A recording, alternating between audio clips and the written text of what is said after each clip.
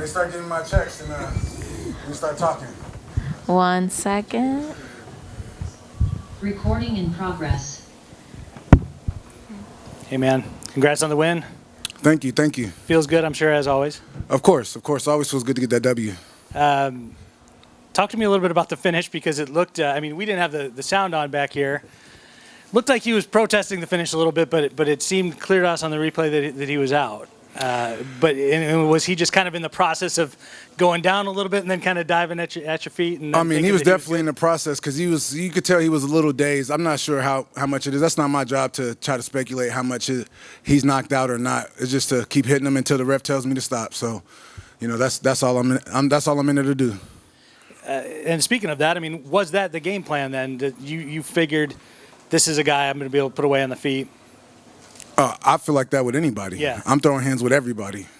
You were, I mean, let's call it what it is. I mean, you were a massive favorite in the fight. So an outcome like that is what's expected of you by the quote-unquote experts, right? I mean, do you look at that kind of stuff, and do you feel any kind of pressure from things like that going in? What experts, though? Because Right. if we talking about the guys that rank us and stuff, it be seeming kind of a little shady or a little weird. People move up and down when they haven't even fought or haven't fought a ranked opponent. So it's kind of weird.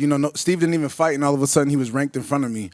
And I just fought his last opponent, another guy who's not even in the company, a step-in, a replacement. So I think some of these rankings got to be looked at in how we do things.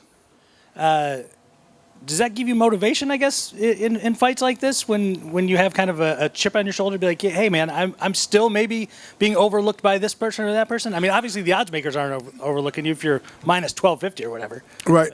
No, I mean, I don't feel like I have a chip on my shoulder. I was telling my coach and my friends, I said, I don't have to be upset to beat you up. I could do it with a smile on my face, and it's still going to be the same thing. So it doesn't matter to me. It's just a fight. You're getting things rolling again now. It seems like, do you have any kind of feeling about how soon you'd want to get back in there and the kind of names you'd want to be in there with? Man, ASAP, as soon as possible, really. I mean, this is all I do. It's what I live for. So, I mean, whoever they want me to fight, I fight. I don't say no to anybody, so. And you're one of those guys who's not going to drop any specific names and try and move yourself up the ladder faster? I want the loser of the next fight here. The only two guys that ever beat me, that's who I want to fight. I don't care about anybody else really, other than moving up and getting to the belt. Besides those two guys, I just want the belt. When you look at things like wanting to get the belt, do you put a time frame on it in your head? Do you say, all right, I've got X number of wins in a row. I want to be able to fight for the title in 12 months, in 14 months, in 18 months? No, that's not my job. My job is just to beat up whoever they put in front of me, and that'll take care of everything. Appreciate it, man. Thank you. Hey, what's up, Tyrell? Obviously, Team Tempe. I'm curious, during that fight, did you hear any instruction from Coach Trevor and anybody, and did that help with that finish? Stay patient. Slow down. Last fight, I was a little overzealous, going for the knockout too fast, and just focused on that a lot. So that was the main thing. If in my fight this time, you could tell at the beginning I was kind of just looking to see what he was going to do, see if he was going to come at me at all. And I was just being patient. I wasn't going to rush it. I figured I was going to get the finish, so I wasn't in a rush. I'm curious, bringing that W back to downtown Phoenix, what does celebration look like, and will you be in training within the next week or so? Yeah, I'm not. This year, for me, I'm not taking any time off. I think the last couple of years, I started taking a little bit of time off, and it doesn't seem to work with me. So I'll probably take maybe a week and then get right back in the gym and really start focusing on my ground game with jiu-jitsu. I think my coach really wants me to focus on jiu-jitsu and the clinch work, so just really start evolving my game a lot more. Congrats, champ. Thank you.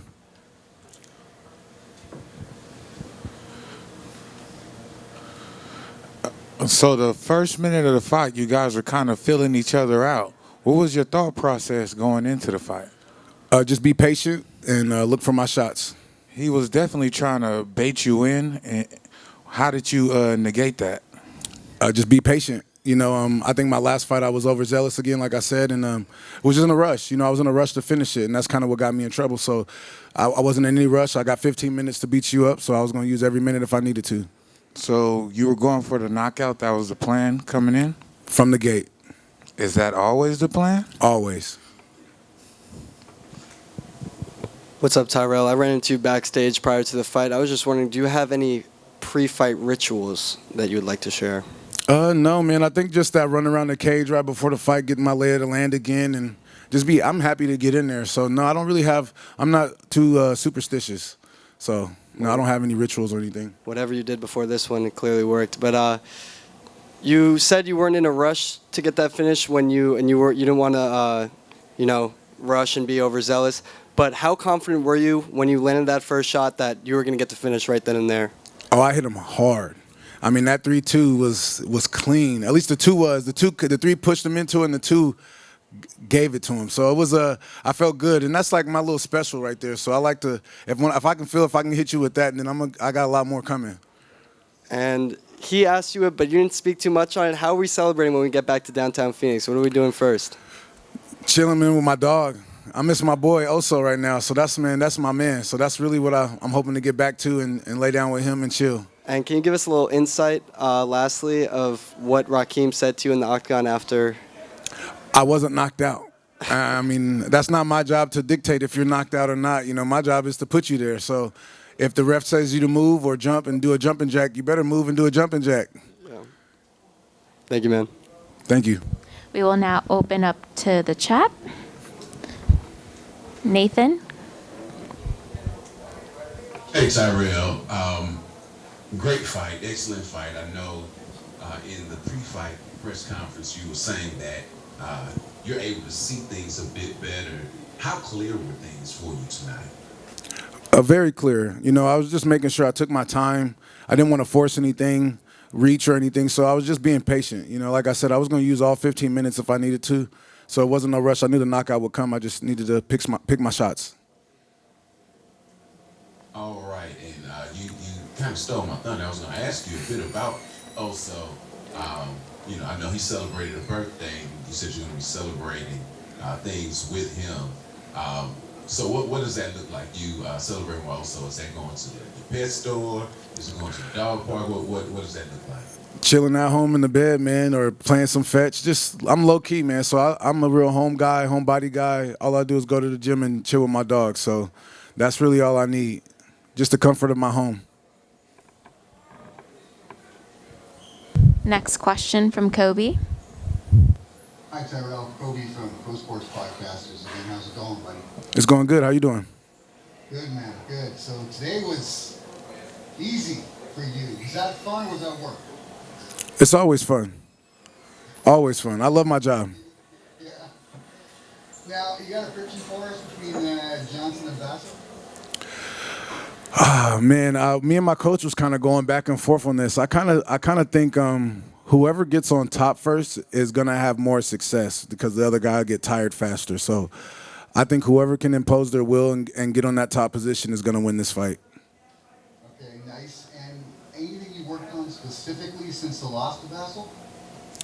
Staying patient, picking my shots, just staying relaxed. You know, I'm not always trying to look for a knockout. Work to the body, get to the legs, try to use everything. Nice, man. Looking forward to you next. Thank you. Last question from Ronald Smith. This is Ronald E. Smith. Tyrell, you brought up before how you said you don't really want to take time off. You want to go back to the gym, go back to the grind of growing and learning. Because you said that was something that it didn't work for you. Can you go deeper on that? Why did you decide that was something you needed to change up?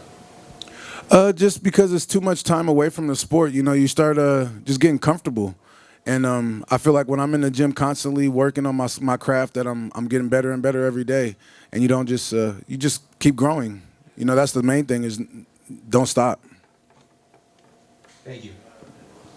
That concludes our time. Thank you so much. Back up there for you. Tell Master to give me a check. I'll keep the cups up.